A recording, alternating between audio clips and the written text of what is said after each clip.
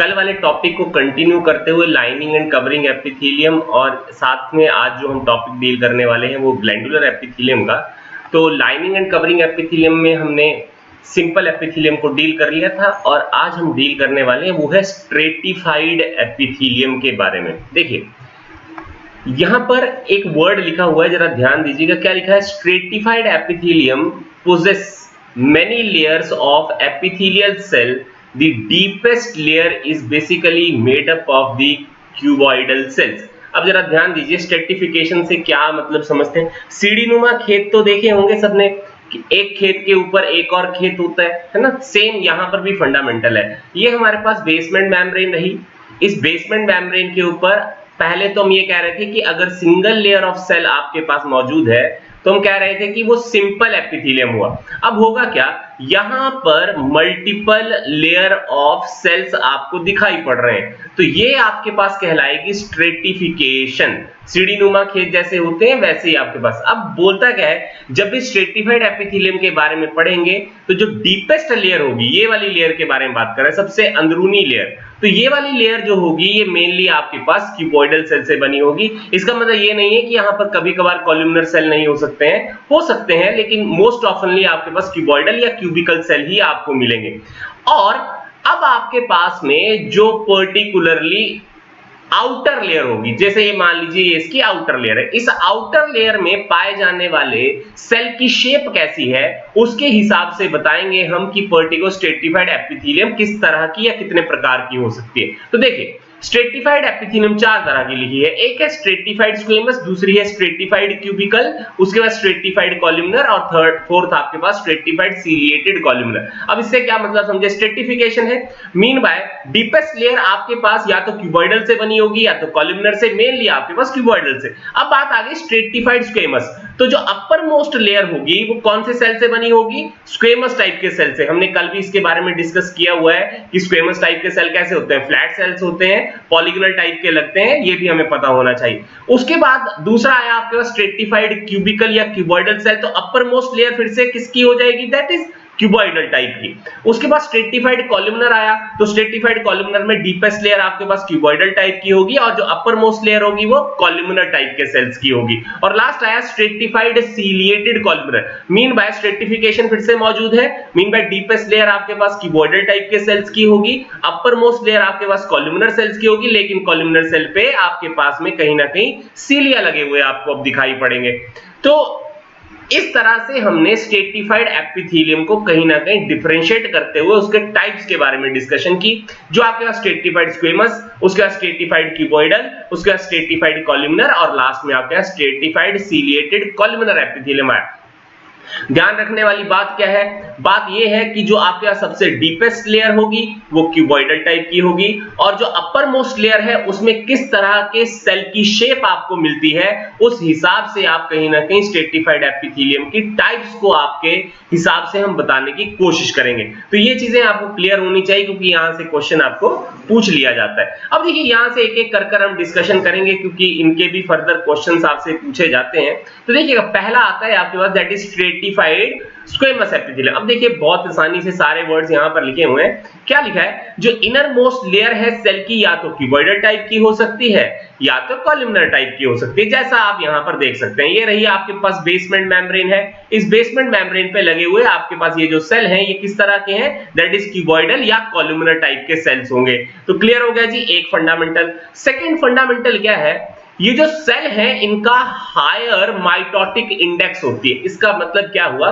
Basement membrane के साथ जो चिपके हुए सेल होते हैं इनकी माइटोटिक आपके पास एक्टिविटी करने की जो पावर होती है वो बहुत ज्यादा होती है। माइटोसिस क्या होती है? एक सेल से आपके पास उसी तरह के नए नए सेल्स लगातार बनते रहते हैं। तो ये उसकी कैपेबिलिटी है कि जो आपके पास बेसमेंट मेम्ब्रेन पर पाए जाने वाले आपके पास सेल्स होंगे जो या तो क्यूबॉइडल टाइप के होंगे, कॉलमनर टाइप के होंगे, वो लगातार डिवाइड करने की कैपेबिलिटी रखते हैं। तो ये भी चीज क्लियर हो गई। अब क्या लिखता है जरा ध्यान दीजिएगा थर्ड नंबर के ऊपर, they divide to form a layer of stratified epithelium, so this layer is called as germinativum layer. Middle layer is basically made up of the polygonal cell. अब जरा ध्यान दीजिए इसने क्या चीज कहने की कोशिश की है? होता है ये स्ट्रेटिफाइड एपिथेलियम सच में बनती ही क्यों है? तो स्ट्रेटिफाइड एपिथेलियम को बनने का कारण ये है कि बेसमेंट मेम्ब्रेन पर लगे हुए ये जो क्यूबॉइडल या कॉलुमनर टाइप के सेल्स होंगे, ये जब लगातार डिवाइड करते रहेंगे तो आपके पास बीच में और लेयर्स की फॉर्मेशन होती रहेगी, और एक समय ऐसा आएगा जो बीच में आपके पास सबसे मिडल वाला पार्ट होगा, यहां पर जो सेल होंगी उनकी शेप धीरे धीरे कर चेंज होना शुरू हो जाएगी, जिसका नाम लिखते हैं हम पॉलीगनल सेल्स बनना शुरू हो जाते हैं। पॉलीगनल का मतलब तो आप समझते ही होंगे, तो वो आपको पता होना चाहिए। ठीक है, क्लियर हो गया? तो धीरे धीरे कर सेल की शेप जो है वो जैसे जैसे आप नीचे से ऊपर की ओर को जाएंगे तो धीरे धीरे कर चेंज होना शुरू हो जाएगी, और मिडल लेयर में आपको कहीं ना कहीं पॉलीगनल टाइप के सेल्स मिलेंगे। अपर मोस्ट लेयर में आपके पास अगर हम स्ट्रेटिफाइड स्क्वेमस लिख रहे हैं तो अपर मोस्ट लेयर में जो सेल दिखाई पड़ेंगे वो किस टाइप के होंगे? स्क्वेमस टाइप के सेल्स होंगे। अब एक चीज के बारे में यहां पर पढ़ने की कोशिश करते हैं, वो ये है, जरा ध्यान दीजिए क्या लिखता है। These cells are interconnected with desmosomes। Word क्या लिखा हुआ है? ये जितने भी सेल हैं ये एक दूसरे के साथ में कनेक्शन शो करते हैं with the help of a desmosome. अगर आपको याद हो तो हमने जब पहला एनिमल टिश्यू का पहला भाग पढ़ने की कोशिश की थी तो मैंने उस समय आपके पास एंकरिंग जंक्शंस के बारे में बताया। तो एंकरिंग जंक्शन में एक थे आपके पास डेस्मोसोम्स और हेमिडेस्मोसोम। तो यहां पर आपके पास स्ट्रेटिफाइड स्क्वेमस एपिथेलियम में जो सेल एक दूसरे के साथ में क्लस्टर में अरेंज और एक दूसरे का चिपके हुए मिलते हैं, उसका कारण क्या है? एक सेल दूसरे सेल के साथ कनेक्ट कर रहा है with the help of desmosomes, जो इसको कहीं ना कहीं रिजिडिटी और मैकेनिकल सपोर्ट जो है वो प्रोवाइड करने में ये डेस्मोसोम्स हेल्प करते हुए आपको दिखाई पड़ेंगे। अब देखिएगा, बहुत सिंपल सी बात ये हुई। अब यहां से एक चीज का क्या पता लग गया कि जो थिकनेस ऑफ एपिथेलियम है वो बढ़ गई है। अगर थिकनेस ऑफ एपिथेलियम अगर बढ़ेगी तो इसका मतलब ये हुआ कि प्रोटेक्शन करने की जो पावर है या सपोर्ट करने की जो पावर है इस एपिथेलियम की लगातार बढ़ती जाएगी। तो ये चीज आपको पता होनी चाहिए। अब देखिए लास्ट पार्ट में क्या लिखा हुआ है। Cells of the outermost layer are scale like flat cells. Simple सी बात है, जो आउटर मोस्ट लेयर के जो सेल्स आपको मिलेंगे वो फ्लैट सेल्स होंगे, इसीलिए हमने इसको स्ट्रेटिफाइड स्क्वेमस कहा है। अब अंतर क्या है जरा वो देखने की कोशिश करिए। क्या लिखता है? On the basis of presence और एब्सेंस ऑफ केराटिन प्रोटीन। अब किसके बारे में बात कर रहा है? स्क्वेमस सेल की जो लेयर आपको आउटर मोस्ट पार्ट में दिखाई पड़ रही है, अगर उसके ऊपर केराटिन है या नहीं है, उसके बेस के ऊपर हमने स्ट्रेटिफाइड स्क्वेमस एपिथेलियम को दो पार्ट में डिफरेंशिएट कर दिया। ठीक है, अगर तो आपके पास केराटिन प्रोटीन स्क्वेमस सेल के सरफेस के ऊपर अगर मिलेगी तो आप लिखेंगे वो वाला एपिथेलियम हो गया केराटिनाइज्ड स्ट्रेटिफाइड स्क्वेमस एपिथेलियम।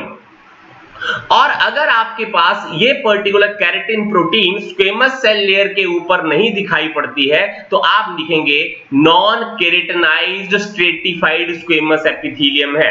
मैं फिर से एक बार डिक्टेट कर दूं, मैंने ये कहा जो आउटर मोस्ट लेयर या बाहर की ओर को जो आपके पास लेयर लगी होगी वो स्क्वेमस टाइप के सेल के होगी। अगर उस सेलुलर लेयर के ऊपर केराटिन प्रोटीन की डेपोजिशन अगर आपको दिखाई पड़ती है तो आप कहेंगे वो एपिथेलियम हो गया केराटिनाइज्ड स्ट्रेटिफाइड स्क्वेमस एपिथेलियम।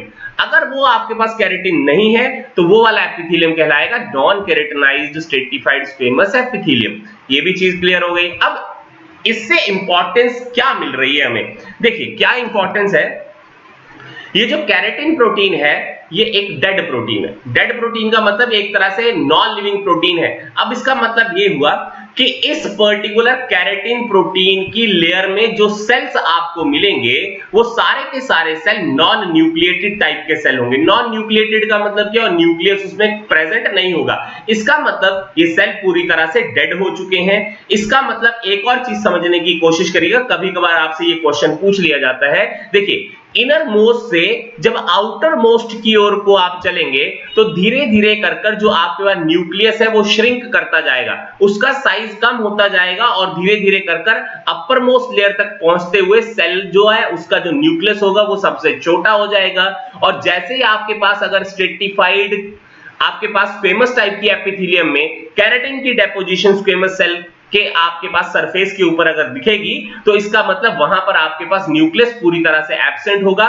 इसका मतलब जो आपके पास स्क्वेमस सेल की लेयर के ऊपर केराटिन प्रोटीन की कवरिंग पाई जा रही है, उसके अंदर जो पाए जाने वाले सेल होंगे वो पूरी तरह से डेड हो चुके होंगे। इसका मतलब जहां पर भी कोई चीज डेड हो जाएगी तो इसका मतलब जो इंटरनल वाला पार्ट होगा उसको प्रोटेक्ट करने में कहीं ना कहीं आपके पास केराटिन प्रोटीन जो आउटर सरफेस पर लगी हुई है वो हेल्प कर सकती है, बिल्कुल कर सकती है, क्योंकि डेड हो गई है। इसका मतलब किसी भी चीज को इस पर्टिकुलर लेयर को पेनिट्रेट करने के लिए सबसे पहले डेड लेयर को पेनिट्रेट करना पड़ेगा। अब सिंपल सी बात है, घरों में आपने दीवारें बनाई हैं, दीवारें बिल्कुल डेड होती हैं। अब दीवारों को ब्रेक करना क्या आसान होता है कि घर के अंदर कोई भी एंटर कर जाएगा?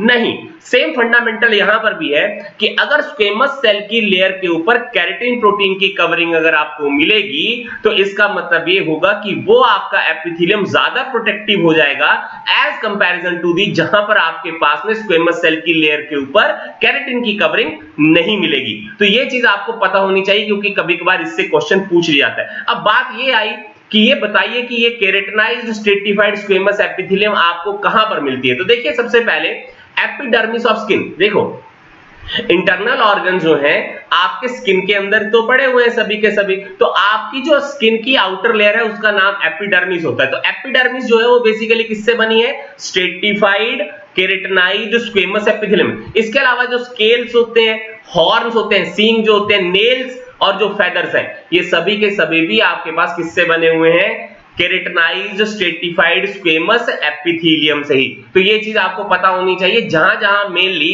प्रोटेक्शन का रोल आ जाएगा वहां पर मैक्सिमल पार्ट के अंदर स्क्वेमस सेल की लेयर के ऊपर केराटिन प्रोटीन की कवरिंग आपको दिखाई पड़ेगी। अगर आपके पास थिकनेस ज्यादा है, इनर मोस्ट लेयर में आपको कहीं ना कहीं क्यूबॉइडल या कॉलमनर टाइप के सेल मिल रहे हैं, बीच में आपको पॉलीगनल सेल्स मिल रहे हैं और आउटर मोस्ट लेयर में आपको स्क्वेमस सेल मिल रहा है और उस स्क्वेमस सेल की लेयर के ऊपर आपको केराटिन की लेयर मिल रही है, तो सिंपल सी बात है कि वो एपिथेलियम है आपके पास keratinized stratified squamous epithelium, helping in the protection of the internal organs. Clear हो गया जी? ये भी चीज समझ आ गई। उसके बाद दूसरा पार्ट है आपके पास, that is non keratinized stratified squamous epithelium. अब सिंपल सी बात है, वर्ड आपके पास आ गया, नॉन केराटिनाइज्ड है। इसका मतलब स्क्वेमस सेल की लेयर जो आउटर मोस्ट की तरफ को पाई जा रही है वहां पर केराटिन प्रोटीन जो है वो एब्सेंट होगी। इसका मतलब सेल कैसे होंगे? न्यूक्लिएटेड होंगे अब, और आपके पास लिविंग टाइप के सेल्स होंगे। अब इससे क्या चीज समझ आए? देखिए, थिकनेस तो अभी भी ज्यादा है। मान लीजिए ये पिछले वाली स्लाइड को आप देखने की कोशिश करें। मान लो मैं ये कहूं कि ये वाली जो आपके पास केराटिन लेयर है जिसको हम हॉर्नी लेयर कहते हैं, ये आपके पास आज की डेट में हॉर्नी लेयर एब्सेंट हो जाती है, कोई दिक्कत नहीं। थिकनेस क्या अभी भी कम हो गई क्या इस एपिथेलियम की? नहीं। लेकिन सिर्फ एक चीज का अंतर यहां पर आपको दिखाई पड़ेगा। जरा अंतर क्या है वो जरा देखने की कोशिश करिए। देखिए, बेसमेंट मेम्ब्रेन हमने पढ़ा था, ये भी एक नॉन सेलुलर मेम्ब्रेन होती है, डेड टाइप की मेम्ब्रेन होती है, और जो आपका केराटिन है वो भी एक तरह से डेड है। तो क्या ये लेयर अपनी पोजीशन से थोड़ा भी स्ट्रेच कर सकती है? नहीं कर पाएगी, क्योंकि आउटर में भी आपके पास कैसी लेयर है? नॉन लिविंग टाइप की, और जो इनर में लगी हुई लेयर है वो भी कैसी है? नॉन लिविंग टाइप की। दोनों तरफ नॉन लिविंग टाइप की लेयर होने की वजह से इस पर्टिकुलर एपिथेलियम की स्ट्रेचेबिलिटी की पावर ऑलमोस्ट नील होती है। लेकिन ये बहुत अच्छा एपिथेलियम किस चीज के लिए है? क्योंकि ये रिजिडिटी प्रोवाइड कर सकता है और कहीं ना कहीं मैकेनिकल सपोर्ट प्रोवाइड कर सकता है। लेकिन उसी से अगर आप non keratinized stratified squamous epithelium को कंपेयर करेंगे तो बेसमेंट मेम्ब्रेन तो मिलेगी, लेकिन क्या केराटिन की लेयर अपर मोस्ट लेयर में पाई जा रही है? तो आंसर मिलेगा नो। इसका मतलब इस पर्टिकुलर एपिथेलियम में कहीं ना कहीं स्ट्रेचेबिलिटी की पावर कुछ लिमिटेड पार्ट तक आपके पास में पाई जाती है, और क्योंकि आपके पास अपर मोस्ट लेयर में अभी भी लिविंग सेल मौजूद हैं, ये इस वजह से ऐसा हो सकता है। तो आपके पास ये non keratinized stratified squamous epithelium मिलता कहां है? तो पहला मिला आपको बक्कल कैविटी या ओरल कैविटी ऑफ मैमल्स के अंदर। उसके बाद इनर लाइनिंग जो चीक्स की होती है वहां पर, इनर लाइनिंग जो आपके पास लिप्स की पाई जाती है वहां पर, लाइनिंग्स ऑफ दी आपके पास hard palate and the soft palate. उसके बाद आपके यहाँ टॉन्सिल की जो लाइनिंग होती है, फेरिंग्स हो गया, ईसोफिगस हो गई, एनल कनाल हो गई, lining of vagina and cornea of the eye. इन सब जगहों पर आपको जो एपिथेलियम मिल रही है वो है आपके पास non keratinized stratified squamous epithelium.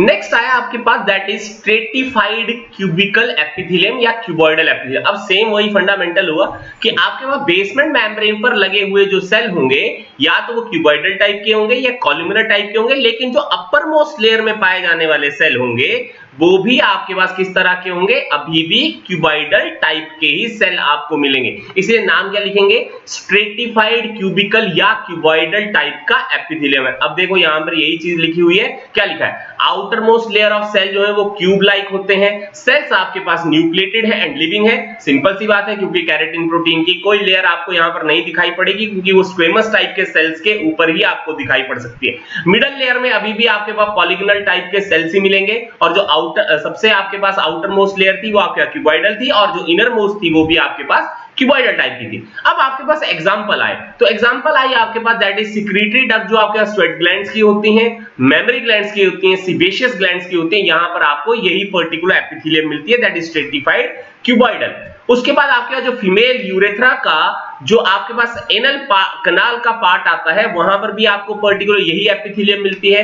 Conjunctiva जो आपके पास आई की है वो भी एक प्रोटेक्टिव लेयर है, वहां पर भी आपको कहीं ना कहीं स्ट्रेटिफाइड क्यूबॉइडल टाइप का ही एपिथेलियम आपको मिलता है। तो ये चीज पक्का से ध्यान दीजिएगा, क्योंकि मैक्सिमम क्वेश्चन जो आपको इस चैप्टर से मिलेंगे वो एग्जांपल से ही मिलते हैं। तो स्ट्रेटिफाइड क्यूबॉइडल एपिथेलियम कहां-कहां हुआ, सिक्रीटरी जो डक्ट है आपके पास स्वेट ग्लैंड की, मेमोरी ग्लैंड की, सीबेशियस ग्लैंड की, फीमेल यूरेथ्रा का जो आपके पास में एनल कनाल का पार्ट आता है वहां पर भी आपको यही एपिथेलियम मिलती है। कंजंक्टिवा जो आपके पास आई की है वहां पर भी यही एपिथेलियम आपको मिल रही होती है। चले, उसके बाद आया आपके पास स्ट्रेटिफाइड कॉलुमिनर एपिथेलियम। कौन से वाला आ गया, अब स्ट्रेटिफाइड कॉलुमिनर। अब सिंपल सी बात क्या हुई कि जो बेसमेंट मेम्ब्रेन है उस बेसमेंट मेम्ब्रेन पर जो आपके पास पर्टिकुलर सेल्स लगे होंगे वो कौन से हैं, या तो क्यूबॉइडल टाइप के हो सकते हैं या कॉलुमिनर। मैंने मेनली कौन से वाले सेल कहे थे, वो है क्यूबॉइडल टाइप के। लेकिन अब स्ट्रेटिफाइड कॉलुमिनर है तो इसका मतलब ये हुआ कि आउटर मोस्ट लेयर या सबसे ऊपर वाली जो लेयर होगी वहां पर जो सेल लगे होंगे वो कौन से वाले होंगे, कॉलुमिनर टाइप के सेल, और बीच में आपके पास पॉलीगोनल टाइप के सेल। क्लियर हो गई जी, फंडामेंटल सेम वही हम चीजों को यूज कर रहे हैं। अब देखिए क्या लिखा है, it consist of columnar cell in both superficial basal layers. Same fundamental क्या लिख रहा है कि जो अंदर वाली लेयर है और जो सबसे बाहर वाली लेयर है वो दोनों जगह पर हो सकता है कि आपके पास कॉलुमिनर टाइप के सेल्स आपको मिलते हैं। सेल्स न्यूक्लिएटेड टाइप के ही होंगे, सीलिया जो है वो आपके पास अभी प्रेजेंट नहीं है कॉलुमिनर सेल के सरफेस के ऊपर। तो ये स्ट्रेटिफाइड कॉलुमिनर एपिथेलियम आपको कहां मिल रही है, तो कहां मिली जी, एग्जांपल मिला distal part of the male urethra के अंदर, और दूसरा आपके पास एपिग्लॉटिस में। तो याद रखिएगा यहां से क्वेश्चन पहले भी पूछा जा चुका है कि एपिग्लॉटिस में जो आपके पास एपिथेलियम होती है वो एपिथेलियम कौन सी है, तो आंसर मिलता है स्ट्रेटिफाइड कॉलुमिनर एपिथेलियम। अब स्ट्रेटिफाइड कॉलुमिनर में हमने सीलिया नहीं है इसलिए हमने ये भी वर्ड यूज नहीं किया है कि नॉन सीलिएटेड स्ट्रेटिफाइड कॉलुमिनर एपिथेलियम है। इट इज अंडरस्टूड कि अगर हम स्ट्रेटिफाइड कॉलुमिनर जब एपिथेलियम का नाम ले रहे हैं तो इसका मतलब सिंपल ये है कि अभी हम बात कर रहे हैं कि कॉलुमिनर सेल के सरफेस के ऊपर सीलिया प्रेजेंट नहीं मिल रहे हैं। तो distal part of the urethra में और जो आपके पास एपिग्लॉटिस है मेनली वहां पर आपके पास स्ट्रेटिफाइड कॉलुमिनर टाइप की आपको एपिथेलियम जो है वो दिखाई पड़ती है। तो ये चीज कहीं ना कहीं आपको ध्यान रखनी है और यहां से क्वेश्चन पूछी जाती है। नेक्स्ट पार्ट है हमारे पास that is functional classification epithelial tissue की। देखिए एपिथेलियल टिश्यू कहां पर क्या फंक्शन करता है उसके हिसाब से हमने ये क्लासिफिकेशन बताई है। हम इस चीजों को पहले भी डील कर चुके हैं, बस एक सम अप करेंगे इस सब चीजों का कि क्या क्या ये एग्जैक्टली में फंक्शन कर सकती हैं एपिथेलियल टिश्यू, है ना। देखिए पहला आपने लिखा जर्मिनल एपिथेलियम, तो कल भी हमने ये पढ़ा था कि जो आपके पास मॉडिफाइड क्यूबॉइडल एपिथेलियम है अगर वो आपके पास गोनेडल ऑर्गन में पाए जाते हैं तो मेल प्राइमरी गोनेडल ऑर्गन होते हैं, टेस्टिस, फीमेल में आपके पास ओवरीज। तो मैंने वहां पर कहा था कि पर्टिकुलर जो आपके पास क्यूबॉइडल सेल्स हैं उनका नाम प्राइमोर्डियल जर्म सेल्स कहा जाता है। They will undergo the spermatogenesis and the oogenesis in order to form the sperm and the ovum. इसीलिए आपके पास यहां पर फंक्शनल पार्ट ये हुआ कि स्पर्म और ओवम की प्रोडक्शन करने में कहीं ना कहीं एपिथेलियल टिश्यू जो है वो आपको हेल्प कर सकता है। तो ये भी पता लग गया कि गैमेट की फॉर्मेशन हो गई। दूसरा आपके पास क्लासिफिकेशन में आई दैट इज पिगमेंटेड एपिथेलियम। तो हमें ये जो पिगमेंटेड एपिथेलियम है वो कहां पर मिलती है, रेटिना ऑफ द आई में। तो हमें ये मालूम है कि रेटिना के अंदर कहीं ना कहीं कुछ पिगमेंट्स आपके पास प्रेजेंट होते हैं, वो पिगमेंट आपके पास जो रेटिना को कलर देने में कहीं ना कहीं हेल्प करते हैं, तो वहां पर आपका पिगमेंटेड एपिथेलियम हो गया। थर्ड आपके पास आई सेंसरी एपिथेलियम, कल इसके बारे में भी हमने डिस्कस किया था। जो आपके पास रेटिना ऑफ द आई होते हैं, इंटरनल ईयर हो गए, नेजल चैम्बर हो गए, टंग हो गई, तो ये सभी के सभी कहीं ना कहीं कुछ पर्टिकुलर स्टिमुलस को परसीव करने की कोशिश करते हैं और इन इंपल्सेस को कहीं ना कहीं ब्रेन में ले जाकर उनकी इंटरप्रिटेशन करवाने में हेल्प करते हैं। जो जितने आपके बॉडी के सेंसरी ऑर्गन्स हैं, तो देखिए आई एक सेंसरी ऑर्गन है क्योंकि वो विजन में हेल्प करती है, इंटरनल ईयर आपको हियरिंग में हेल्प करता है, नेजल चैम्बर्स आपको स्मेल को परसीव करने में हेल्प करते हैं, टंग आपको टेस्ट की सेंसेशन प्रोवाइड करने में हेल्प करती है, इसीलिए उन जगहों पर सेंसरी एपिथेलियम हो गया। उसके बाद आइए आपके ग्लैंडुलर एपिथेलियम, तो कल ही मैंने इसके बारे में बताया था कि ग्लैंडुलर वर्ड जहां पर भी यूज करेंगे इसका मतलब है वो एक तरह का सिक्रीटरी एपिथेलियम हो गया। इसका मतलब ये पर्टिकुलर ग्लैंडुलर एपिथेलियम आपके पास सर्टेन ग्लैंड्स में प्रेजेंट होगी और कुछ ना कुछ पर्टिकुलर सिक्रीशन करवाने में हमारे को हेल्प करती हुई दिखेगी। उसके बाद आइए आपके पास एब्जॉर्प्टिव एपिथेलियम, इसके बारे में भी कल हमने डील किया था कि एब्जॉर्प्टिव एपिथेलियम का मतलब क्या हुआ। कुछ एक पर्टिकुलर एपिथेलियम जो आपके पास कहीं ना कहीं एब्जॉर्प्शन या रीएब्जॉर्प्शन का पर्पस हमें सॉल्व करती हुई दिखाई पड़ती है, तो वो कहां पर मिलती है आपको, नेफ्रॉन ऑफ द किडनीज के अंदर, स्टमक के अंदर, इंटेस्टाइन के अंदर, और ये बेसिकली आपके पास फूड की एब्जॉर्प्शन में हेल्प करेगी अगर स्टमक की बात हम कहें या इंटेस्टाइन की अगर हम बात करें। और आपके पास लिक्विड्स की जो आपके पास सर्टेन आयंस होते हैं या वाटर होती है उसकी रीएब्जॉर्प्शन करवाने में कहीं ना कहीं नेफ्रॉन्स में आपके पास यही एपिथेलियम आपको हेल्प कर देती है। कल इसके बारे में हम डिस्कस कर चुके हैं कि कौन सा एपिथेलियम कहां होता है, सिंपल वाले एपिथेलियम के बारे में यहाँ पर बात डिस्कशन हो रही थी। तो ये सारी की सारी चीजें आपको पता होनी चाहिए। देखिए मैं फिर से एक बार डिक्टेट कर दूं, सिंपल और स्ट्रेटिफाइड आपको मैक्सिमम जो क्वेश्चन मिलेंगे इनकी कोई फंक्शनैलिटी से नहीं मिलते हैं, मैक्सिमम क्वेश्चन आपको मिलेगा इनके एग्जांपल्स से। तो आपको एग्जांपल्स बहुत अच्छे बाय हार्ट याद होने चाहिए, तो यहीं से क्वेश्चन बनने की मैक्सिमम टेंडेंसी होती है। चलें अब बात आती है जो हमारा सेकंड पार्ट है, जो सेकंड क्लासिफिकेशन या टाइप के बारे में हम बात करते हैं एपिथेलियल टिश्यू की, वो है ग्लैंडुलर एपिथेलियम के बारे में। तो देखिए ग्लैंडुलर एपिथेलियम में फिर से वही वर्ड आ गया, ध्यान फिर से वहीं पर जाना चाहिए कि कुछ एक पर्टिकुलर सेल या ग्रुप ऑफ सेल जो कुछ एक सर्टेन केमिकल सब्सटेंसेस आपको सीक्रेट कर दे सकते हैं, उनको हम ग्लैंड कहते हैं। ठीक है जी। तो जितने भी आपके पास ग्लैंड्स होते हैं वो बेसिकली आपके पास एपिथेलियल टिश्यू से ही बने हुए होते हैं, और जो ग्लैंड है वो अगेन फिर से आपके पास तीनों की तीनों जर्म लेयर से आपके पास कहीं ना कहीं ओरिजिनेट होता हुआ आपको दिखाएगा। मीन बाय ग्लैंडुलर एपिथेलियम का अगर आपके पास ओरिजिन पूछा जाए कि कौन सी लेयर से हुआ, तो एक्टोडर्म से भी हुआ है, मेसोडर्म से भी हुआ है और एंडोडर्म से भी हुआ है। अब क्या लिखता है, जो ग्लैंड्स होते हैं बेसिकली वो आपके पास या तो कॉलुमिनर सेल्स इसमें आपको मिलेंगे या तो क्यूबॉइडल टाइप के ही सेल मिलेंगे। स्क्वेमस टाइप के सेल आपको ग्लैंड्स के अंदर नहीं मिलते हैं। वो इसलिए नहीं मिलते हैं क्योंकि मैंने पहले ये चीज आपको डिक्टेट कर दी थी कि जो सिंपल आपके पास कॉलुमिनर या सिंपल क्यूबॉइडल एपिथेलियम होता है उन्हीं सेल के सरफेसेस के ऊपर आपको गॉबलेट सेल की आपके पास कहीं ना कहीं अटैचमेंट दिखाई पड़ती है। हमने कहीं पर भी ये चीज नहीं पढ़ी है कि जो सिंपल स्क्वेमस एपिथेलियम है या स्ट्रेटिफाइड स्क्वेमस एपिथेलियम है वहां पर कहीं पर भी गॉबलेट सेल जो है एज सच में अटैच होता हुआ दिखाई पड़े। तो कल भी मैंने कहा था कि सिक्रेटरी एपिथेलियम कौन सी होती है, that is simple columnar epithelium. लेकिन मैंने ये भी कहा था कि along with the columnar epithelium cuboidal epithelium भी कभी कभार आपके पास सिक्रेटरी फंक्शन जो है वो आपको करती हुई दिखाई पड़ती है। इसका मतलब ये हुआ ग्लैंड में पाए जाने वाले जो सेल्स होंगे हो सकता है वो कॉलुमिनर टाइप के हो सकता है वो क्यूबॉइडल टाइप के हों। तो इसमें कोई आपको ज्यादा टेंशन लेने वाली बात नहीं है, पर आपने फिर भी ध्यान रखना है कि जितने भी ग्लैंड्स होते हैं वो या तो एक सेल होगा या ग्रुप ऑफ सेल्स होंगे जो सर्टेन केमिकल सब्सटेंसेस को सीक्रेट करते हैं। और ये जितने भी ग्लैंड होते हैं ये एपिथेलियल टिश्यू से ही आपके पास कहीं ना कहीं कंपोज्ड होते हैं। और ये जितने भी ग्लैंड हैं वो आपके तीनों की तीनों जर्म लेयर से कहीं ना कहीं फॉर्म होते हुए आपको दिखाई पड़ते हैं, जिनमें या तो आपके कॉलुमिनर टाइप के सेल होंगे या तो क्यूबॉइडल टाइप के सेल्स होंगे, दोनों में से कोई भी सेल्स हो सकते हैं। अब क्या लिखता है जरा ध्यान दीजिएगा। अब हम बात करेंगे ग्लैंडुलर एपिथेलियम जो है वो किस तरह से हम क्लासिफाई कर सकते हैं। तो पहला है आपके पास that is basically type of glands के बारे में डिस्कस करेंगे। वो है आपका पहला on the basis of number of cell कितने हैं ग्लैंड में। देखिए अब आपके पास दो तरह के ग्लैंड है, यहाँ थोड़ा मिस प्रिंटिंग है, कोई बात नहीं। तो on the basis of number of cell आपके पास एक आते हैं यूनिसेल्युलर ग्लैंड और दूसरे आते हैं मल्टी सेल्युलर ग्लैंड। कोई बात नहीं जी। देखो अब ग्लैंड या तो एक सिंगल सेल से ही बना हुआ है या तो क्लस्टर ऑफ सेल से बना हुआ है। अगर उस पर्टिकुलर ग्लैंड में सिर्फ एक सिंगल ही सेल अगर आपके पास पाया जाता है तो उसको आप कहते हैं यूनिसेल्युलर ग्लैंड है या आइसोलेटेड ग्लैंडुलर सेल्स है वहां पर प्रेजेंट। अब इसकी खासियत क्या हुई, यहां पर जो आपके पास पर्टिकुलर ये सारे के सारे सेल पाए जाएंगे या मान लीजिए वही यूनिसेल्युलर सेल जो आपके पास ग्लैंड की तरह बिहेव कर रहा है वो सिर्फ 2 या 3 दिन ही सरवाइव कर सकता है, इससे ज्यादा उसका सर्वाइवल रेट नहीं होता है।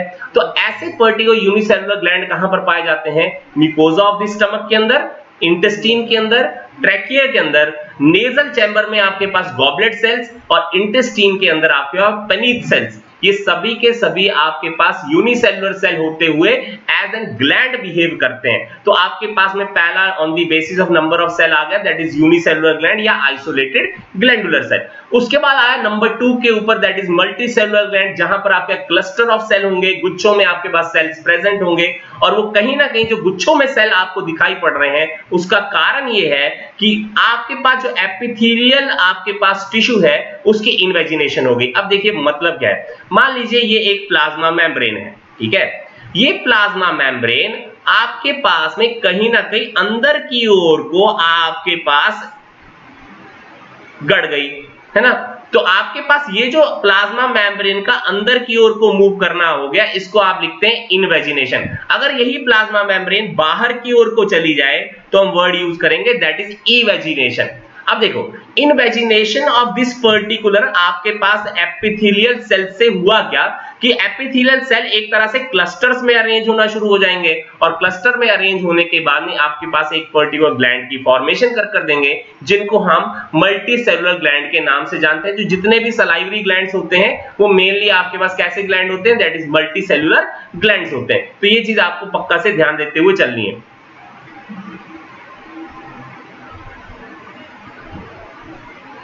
अब नेक्स्ट आया आपके pass on the basis of the shape of secretory unit.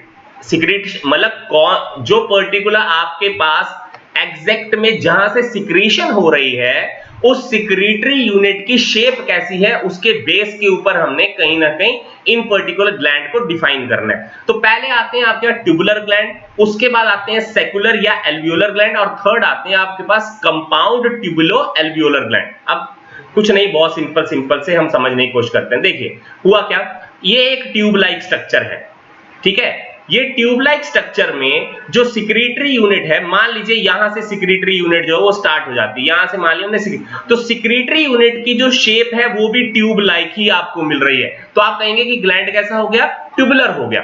दूसरा आपके पास आता है सेकुलर या आपके पास में एल्वियोलर ग्लैंड। अब क्या हुआ, बस अंतर ये आ गया कि जो ऊपर वाला हिस्सा है वो आपको कहीं ना कहीं पर्टिकुलरली ट्यूबुलर दिखाई पड़ता है, लेकिन जो नीचे वाला हिस्सा है वो कहीं ना कहीं गुब्बारे की तरह फूल गया है। तो इसको आप कहेंगे एल्वियोलर या सेकुलर होता है। तो क्लियर हो गया जी। अब जरा ध्यान देने की कोशिश करिएगा कि ट्यूबुलर ग्लैंड को दो पार्ट के अंदर डिफरेंशिएट कर दिया, एक को लिखा सिंपल ग्लैंड और दूसरे आगे आपके पास कंपाउंड ट्यूबुलर ग्लैंड। अब सिंपल ट्यूबुलर ग्लैंड को जो आपके पास या इनकी जो डिफरेंशिएशन की गई वो 3 पार्ट के अंदर की गई। कौन कौन सी, सिंपल ट्यूबुलर ग्लैंड, उसके बाद सिंपल क्वाइल्ड ट्यूबुलर ग्लैंड और थर्ड आपके पास है सिंपल ब्रांच्ड ट्यूबुलर ग्लैंड। इसको मैं अगली स्लाइड पे आपको दिखाने की भी कोशिश करता हूं, ये देखिएगा जरा सा। ये हो गया आपका सिंपल ट्यूबुलर, ये है सिक्रीटरी यूनिट। तो सिक्रीटरी यूनिट भी ट्यूब ही शेप की दिखाई पड़ रही है। अब आपके पास सिंपल क्वाइल्ड ट्यूबुलर में क्या हुआ, क्वाइलिंग होना शुरू हो गई, लेकिन जो सिक्रीटरी यूनिट है वो अभी भी ट्यूब फॉर्म में ही आपको दिखाई पड़ रही है। तो ये हो गया सिंपल क्वाइल्ड ट्यूबुलर ग्लैंड। ये भी क्लियर हो गई जी। यहाँ पर कोई ज्यादा वो सोचने वाली बात नहीं है। अब यहाँ पर आपके सब सिंपल ब्रांच्ड ट्यूबुलर की बात आएगी तो आपके पास होगा क्या, ये जो आपके पास सिक्रीटरी यूनिट है इनकी ब्रांचेस बनना शुरू हो जाएंगी। तो वो हो जाएगा आपके पास that is particularly the branched simple tubular gland. तो क्लियर हो गया जी। अब आपको क्या चीज याद रखनी है, मैंने फिर कहा यहां से एग्जांपल से ही क्वेश्चन पूछा जाता है। तो सिंपल ट्यूबुलर ग्लैंड है आपके पास इंटेस्टिनल ग्लैंड और उस इंटेस्टिनल ग्लैंड में आपके पास क्रिप्स ऑफ लीवर को है। उसके बाद नंबर 2 में सिंपल कॉइल्ड ट्यूबुलर ग्लैंड आते हैं आपके पास, दैट इज स्वेट ग्लैंड, और सिंपल ब्रांच्ड ट्यूबुलर ग्लैंड्स आते हैं आपके पास, that is gastric glands and the sweat glands that are found in the armpits. तो ये सारे के सारे चीजें आपको ध्यान देते हुए चलनी है। अब देखिए क्वेश्चन कभी कभार थोड़ा घुमाकर पूछे जाते हैं। एज सच में जो स्वेट ग्लैंड में आपके पास में पर्टिकुलरली जो आपके पास ग्लैंड प्रेजेंट है वो कैसा है, सिंपल कॉइल्ड ट्यूबुलर, लेकिन जो आर्मपिट के आपके पास स्वेट ग्लैंड्स है वहां पर सिंपल ब्रांच्ड ट्यूबुलर आपके पास में ग्लैंड प्रेजेंट है। तो ये थोड़ा सा ध्यान दीजिएगा क्योंकि यहां से कभी कभार क्वेश्चन पूछी जाती है घुमाकर और आपको पता नहीं लगेगा कि कैसे पूछा गया। अब दूसरा है आपके पास ट्यूबुलर ग्लैंड के अंदर, that is compound tubular gland. तो कंपाउंड ट्यूबुलर ग्लैंड कहां पर प्रेजेंट है आपके पास, ब्रूनर ग्लैंड्स के अंदर, mammary glands of the prototherians और आपके पास inactive mammary glands of the Eutheria. तो ये इनमें आपके पास कहीं ना कहीं आपके कंपाउंड ट्यूबुलर ग्लैंड्स आपको मिलते हैं। तो ये चीज आपने पक्का से ध्यान देते हुए चलनी है। अब देखिए कंपाउंड ट्यूबुलर ग्लैंड का मतलब क्या हुआ ये भी हम जरा समझ लेते हैं। अब देखिए ये आपके पास में कंपाउंड ट्यूबुलर है, तो यहां पर देखिएगा सिक्रेटरी यूनिट की आपके पास कहीं ना कहीं आपको ब्रांचिंग दिखाई पड़ रही हैं, लेकिन जहां से आपके पास ग्लैंड से आपके पास पर्टिकुलर ओरिजिन होता हुआ दिखाई पड़ रहा है वहां पर भी ब्रांचिंग होना शुरू हो गई, लेकिन इससे पहले आपको ब्रांचिंग नहीं दिखाई पड़ रही थी। तो ऊपर से ही आपके पास ब्रांचिंग होना शुरू हो जाएगी और धीरे धीरे कंटिन्यू करते हुए सिक्रेटरी यूनिट्स तक वो ब्रांचिंग जो है आपके पास कंटिन्यू होगी। तो उसको आप कंपाउंड ट्यूबुलर कहेंगे। ट्यूबुलर इसलिए कहेंगे क्योंकि आपका सिक्रेटरी यूनिट की जो शेप है वो ट्यूब फॉर्म में दिखाई पड़ेगी, फॉर्म में आपको नहीं दिखाई पड़ रही है। तो ये भी चीज आपको ध्यान देते हुए चलनी है। अब सेकंड पार्ट आया, दैट इज सेक्युलर या एल्वियोलर ग्लैंड के बारे में हम पढ़ रहे हैं। तो ये भी आपका दो तरह के बताए, एक सिंपल ग्लैंड होते हैं और दूसरे आपके पास कंपाउंड सेक्युलर ग्लैंड्स होते हैं। तो देखिए सिंपल ग्लैंड को दो पार्ट के अंदर डिफरेंशिएट कर दिया, एक सिंपल एल्वियोलर और दूसरे आपका सिंपल ब्रांच्ड एल्वियोलर। तो सिंपल सी बात है, सिंपल एल्वियोलर का मतलब क्या हुआ, ये आपके पास ऊपर वाला जो स्ट्रक्चर है ये ट्यूब लाइक होगा और नीचे वाला स्ट्रक्चर आपके पास सैक लाइक होगा। अब देखिए कहां पर आपके पास सिंपल ट्यूबुलर ग्लैंड्स आपको मिलते हैं। तो एग्जांपल है क्यूटेनियस ग्लैंड जो आपके पास फ्रॉग में पाए जाते हैं, पॉइजनस जो ग्लैंड्स होते हैं और म्यूकस जो ग्लैंड्स होते हैं, ये सभी के सभी सिंपल एल्वियोलर टाइप के आपको ग्लैंड मिलते हैं। दूसरा आया सिंपल ब्रांच्ड एल्वियोलर कहां है, तो जो आपके पास मोस्टली सीबेशियस ग्लैंड्स होते हैं जहां से सीबम सीक्रेट होती है, ये सभी के सभी जो ग्लैंड होते हैं सिंपल ब्रांच्ड एल्वियोलर टाइप के ग्लैंड होते हैं। तो ये भी चीज पता होनी चाहिए। देखिए मैं फिर से यहां पर अगले स्लाइड के ऊपर इस चीज को दिखा दूं, ये सिंपल एल्वियोलर है। सिंपल सी बात है, अगर इस पर्टिकुलर सिक्रेटरी यूनिट की आपके पास में, जैसे मान लो ये चीज आ गई आपके पास, ये मैं एक ट्यूब लाइक ऊपर से बना रहा हूं, मान लीजिए ये आपके पास सैक जो है एक से ज्यादा हो गए, तो ये आपके पास क्या हो गई, ब्रांचिंग हो गई ना, सिक्रेटरी यूनिट की ब्रांचिंग हो गई। तो इसको आप क्या कहेंगे, दैट इज सिंपल ब्रांच्ड आपके पास एल्वियोलर ग्लैंड। तो क्लियर हो गई जी ये चीज। तो आपके पास मोस्टली जो सीबेशियस ग्लैंड्स होते हैं वो सिंपल ब्रांच एल्वियोलर टाइप के ग्लैंड होते हैं।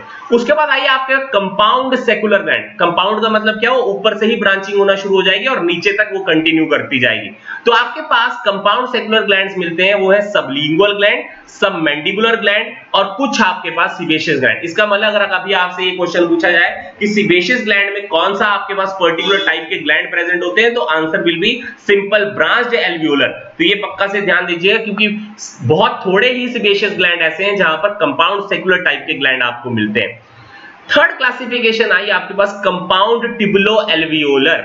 तो कंपाउंड ट्यूबुलो एल्वियोलर ग्लैंड कहां पर आपको मिलते हैं, वो है आपके पास active mammary glands, parotid glands, Cowper gland और पेनक्रियास के अंदर आपको कंपाउंड ट्यूबुलो एल्वियोलर ग्लैंड जो है वो आपको कॉमनली मिलती है। तो देखिए ये हुआ जी कंपाउंड ट्यूबुलो एल्वियोलर। अब देखिएगा जरा यहां पर क्या है, कंपाउंड है तो ऊपर से ही ब्रांचिंग होना शुरू हो गई, लेकिन हमने वर्ड किया था यूज ट्यूबुलो एल्वियोलर। तो देखिए ये ट्यूब भी दिखाई पड़ रही है और आपके पास ये सैक लाइक स्ट्रक्चर भी आपके पास दिखाई पड़ रहा है। दोनों चीजें एक ही पर्टिकुलर आपके पास ग्लैंड में दिखाई पड़ना शुरू हो गई एज एन सिक्रेटरी यूनिट, तो उसको कहेंगे हम कंपाउंड ट्यूबुलो एल्वियोलर ग्लैंड। तो याद होने चाहिए example, that is active mammary glands में यही प्रेजेंट होता है, पैरोटिड ग्लैंड में प्रेजेंट होता है, कॉपर्स ग्लैंड में प्रेजेंट होता है और पेनक्रियास में यही पर्टिकुलर चीज जो है आपको मिलती है। तो ये सारी की सारी चीजें हैं on the basis of the shape of the secretory unit, जहां से क्वेश्चन आपको पूछी जाती है।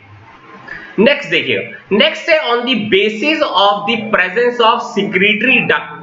तो सिक्रेटरी डक्ट है या नहीं है, उसके बेस के ऊपर आपके पास ग्लैंड जो है वो तीन तरह के बताए गए। कौन कौन से, एक हो गए एंडोक्रीन ग्लैंड होते हैं, दूसरे एक्सोक्रीन ग्लैंड होते हैं और थर्ड आपके पास हिट्रोक्रीन ग्लैंड होते हैं। देखो एंडोक्राइन ग्लैंड में सिक्रीटरी डक्ट एब्सेंट पाई जाती है। इसका मतलब ये हुआ, जरा ध्यान देने की कोशिश करें। मान लीजिए ये आपके पास सेल है, इस सेल से आपके पास डक्ट बाहर नहीं आ रही है, तो ये सेल जो सिक्रीशन देता है वो डायरेक्टली आपके पास कहीं ना कहीं ब्लड और लिम्फ में जाकर एक प्लेस से दूसरे प्लेस तक मूव करती है वो पर्टिकुलर सिक्रीशन। लेकिन कुछ ग्लैंड ऐसे हैं जिनके अंदर इस सेल से डायरेक्टली सिक्रीशन ब्लड या लिम्फ में नहीं जाती है। उस सेल से आपके पास क्या चीज निकल रही है, डक्ट निकल रही है, और इस डक्ट के थ्रू वो सिक्रीशन जो है वो आपके पास ब्लड या लिम्फ के अंदर पोर की जा रही है, तब जाकर उसकी मूवमेंट होती है। तो अगर डक्ट प्रेजेंट है ग्लैंड के अंदर तो हम कहेंगे कि वो ग्लैंड हो गया एक्सोक्रीन टाइप का ग्लैंड।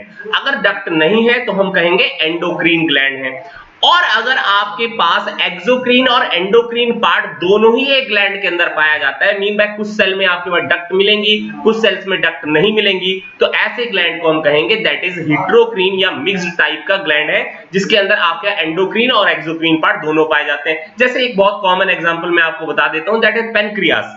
तो पेनक्रियास में जो एसिनाई सेल्स होते हैं वो एक्सोक्रीन पार्ट है आपके पास पेनक्रियास का, लेकिन जो आइलेट ऑफ लैंगरहैंस है जहां से आपके पास हार्मोन सिक्रीशन हो रही होती है वो पर्टिकुलर आपके पास एंडोक्रीन टाइप का पार्ट है आपके पास पेनक्रियास का, इसलिए पेनक्रियास एक पर्टिकुलर हेटेरोक्रीन टाइप की ग्लैंड होती है। वैसे ही आपके पास गोनेड्स होते हैं, वो भी आपके पास कहीं ना कहीं आपके पास दैट इज हेटेरोक्रीन टाइप के ग्लैंड्स होते हैं।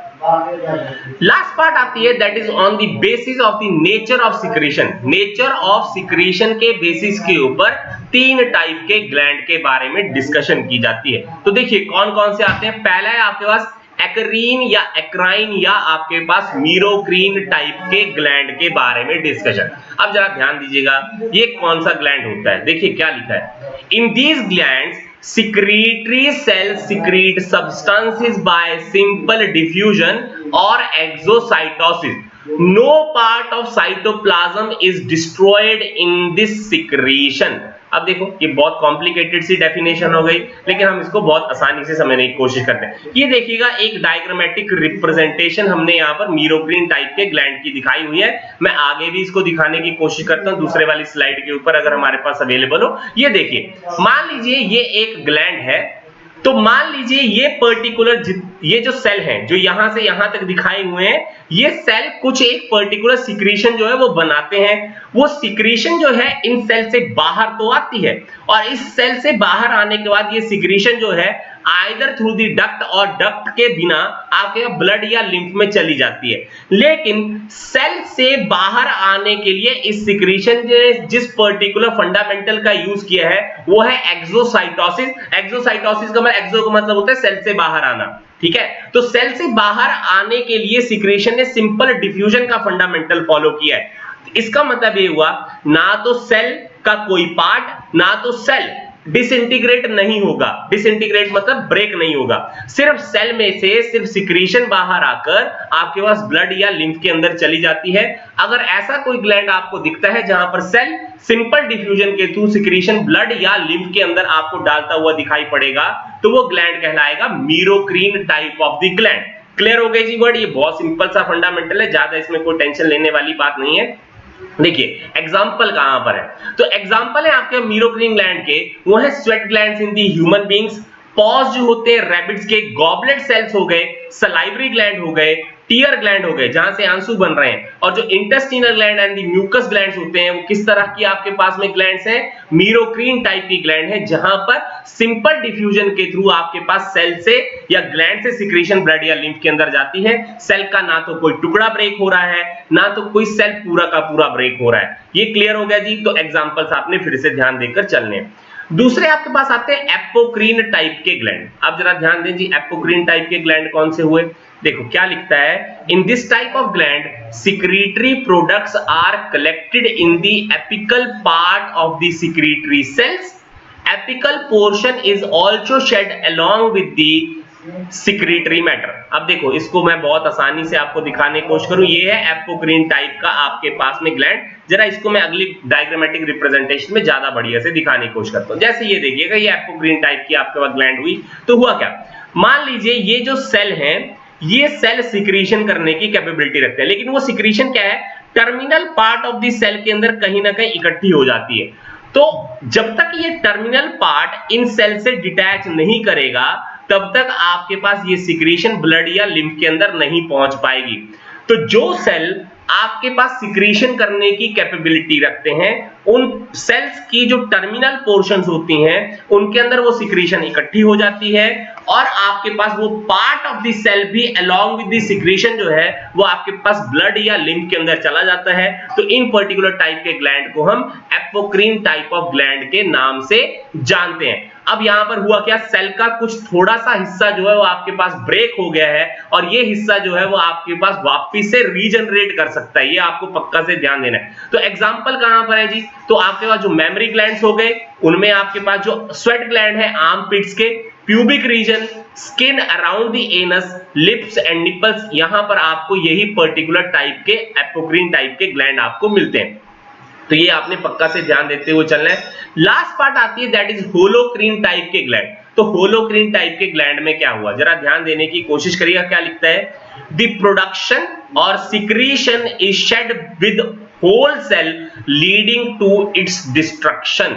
अब जरा ध्यान दीजिए हुआ क्या, देखिए ये आपके पास होलोक्रीन टाइप के ग्लैंड के बारे में डिस्कशन की है। जरा ध्यान दीजिए, मान लीजिए ये पर्टिकुलर सेल के पास ये कैपेबिलिटी है कि वो सिक्रीशन जो है वो कर सकता है, लेकिन होगा क्या, जब ये सेल सिक्रीशंस बनाने की कोशिश करेगा तो उस सिक्रीशन के साथ में ये सेल भी अपनी पोजीशन से लॉस होकर उसी सिक्रीशन में चला जाएगा और ये धीरे धीरे कर सेल पूरी तरह से ब्रेक कर जाएगा।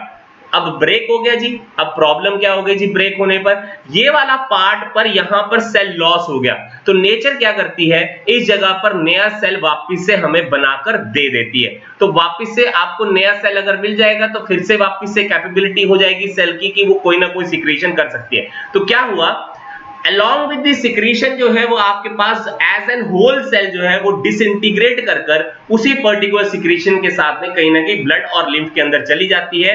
तो वो पर्टिकुलर ग्लैंड कहलाते हैं होलोक्रीन टाइप के ग्लैंड। तो ये ग्लैंड आपके पास कहां पर प्रेजेंट होते हैं, सीबेशियस जो ग्लैंड्स होते हैं, म्यूबोमियन या आपके पास जीस ग्लैंड जो आपके पास आई में पाए जाते हैं, वहां पर भी पर्टिकुलर यही तरह के ग्लैंड आपको मिलते हैं, that is holocrine type of the gland. अब फिर से मैं एक बार डिक्टेट कर दूं कि होलोक्रीन, मीरोक्रीन और एपोक्रीन में अंतर क्या हुआ। मीरोक्रीन में सेल का कोई भी हिस्सा या पूरी तरह से सेल डिसइंटीग्रेट नहीं करेगा, सेल से सिक्रीशन आएगी वही ब्लड और लिम्फ के अंदर जाएगी। एपोक्रीन में apical portion of the cell जो वो सिक्रीशन के साथ में ब्लड या लिम्फ के अंदर चली जाएगी और होलोक्रीन में पूरा का पूरा सेल ही जब सिक्रीशन आपके पास वो ग्लैंड करेगा तो वो सेल भी उस पर्टिकुलर सिक्रीशन के साथ में ब्रेक करता हुआ कहीं ना कहीं ब्लड और लिम्फ के अंदर चला जाएगा, तो उसको कहेंगे होलोक्रीन टाइप के ग्लैंड हो गए। लास्ट पार्ट आती है on the basis of secretory matter. तो सिक्रीटरी मैटर ही कैसा है, तो देखिएगा तीन तरह के सिक्रीटरी मैटर के हिसाब से हमने बता दिया कि तीन तरह के ग्लैंड होते हैं। एक है सीरस ग्लैंड, दूसरे मिक्स्ड म्यूकस ग्लैंड आते हैं और थर्ड आपके पास, ये गलत लिखा हुआ है जरा यहाँ, म्यूकस टाइप के ग्लैंड और थर्ड आपके पास मिक्स्ड ग्लैंड होते हैं। अब सीरस ग्लैंड जो है उनकी सिक्रीशन जो होती है वो वाटरी होती है। पानी देखा है ना सबने, तो पानी की विस्कोसिटी बिल्कुल ही लो होती है। तो अगर आपके पानी की विस्कोसिटी या सिक्रीशन की विस्कोसिटी बहुत कम है और अगर ऐसा कोई ग्लैंड ऐसी सिक्रीशन करता है तो उसको हम सीरस ग्लैंड कहते हैं, जैसे आपके पास स्वेट ग्लैंड। दूसरे आते हैं म्यूकस टाइप के ग्लैंड। तो म्यूकस ग्लैंड में जो सिक्रीशन होगी वो आपके पास जिलेटिनस होती है। जिलेटिनस का मतलब ये हुआ कि अब विस्कोसिटी थोड़ी ज्यादा हो गई, तो आपके पास जो गॉबलेट सेल्स होते हैं वो आपके पास म्यूकस ग्लैंड्स होते हैं, ये भी आपको ध्यान देना है। और थर्ड आते हैं आपके मिक्स ग्लैंड। तो मिक्स ग्लैंड में हो सकता है कुछ सिक्रीशन आपके वाटरी हो, कुछ आपके पास म्यूकस टाइप की हो। तो आपका मिक्स ग्लैंड है आपके पास, दैट इज पेनक्रियास, और आपके पास जो गैस्ट्रिक ग्लैंड्स होते हैं वो बेसिकली आपके पास मिक्स्ड टाइप के ग्लैंड हैं।